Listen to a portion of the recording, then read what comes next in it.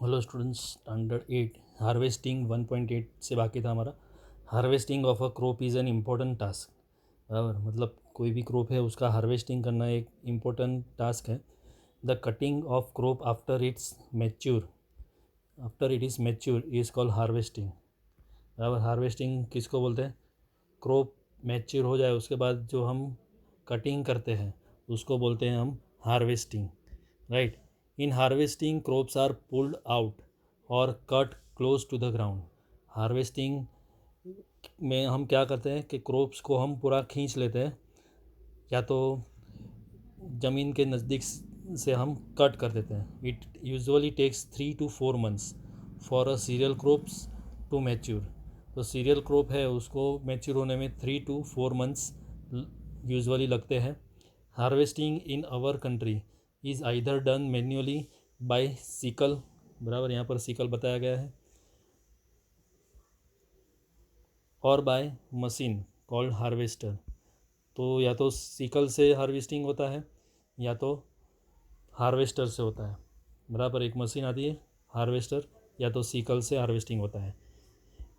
In the harvested crop the grain seeds need to be separated from the chaff. In the harvested crop, the grain seeds need to be separated from the chaff. जो harvested crop है उसमें grain seeds जो है उसको chaff से अलग करना ज़रूरी है। This process is called threshing, right. कौन से प्रोसेस को हम बोलते हैं? ग्रेन सीड्स को चाप में से सेपरेट करना, उसको हम बोलते हैं threshing. This is carried out with the help of machine called combine, right. Threshing जो है वो एक मशीन से होता है, वो मशीन का नाम क्या है? Combine, which is in fact a harvester as well as thresher, right. तो कंबाइन मशीन क्या है? हार्वेस्टर भी है और थ्रेशर भी है, राइट। मतलब क्रॉप कटिंग में भी काम लगता है उसका, और चाप को किस में से हम सेपरेट करते हैं? ग्रेन सीड से सेपरेट करते हैं, राइट, कंबाइन मशीन से। अभी यहाँ से हम नेक्स्ट टाइम करेंगे, right. After harvesting sometimes stubs are left in the field. Harvesting के बाद कई कई बार फील्ड के अंदर स्टब्स रह जाते हैं, which are burned by farmers, right, जो फार्मर्स जला देते हैं। Paheli is worried, she knows that it causes pollution, right.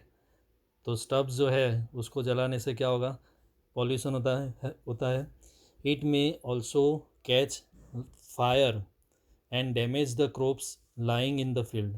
तो उसकी वजह से आग भी लग सकती है, और जो फील्ड के अंदर क्रॉप्स है उनको भी नुकसान हो सकता है।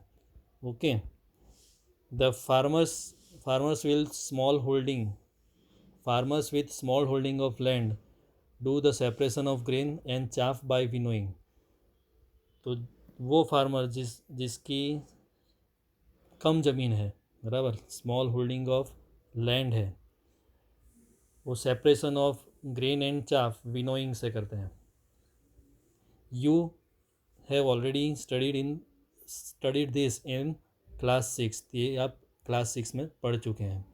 ओके, तो यहाँ से हम नेक्स्ट टाइम करेंगे।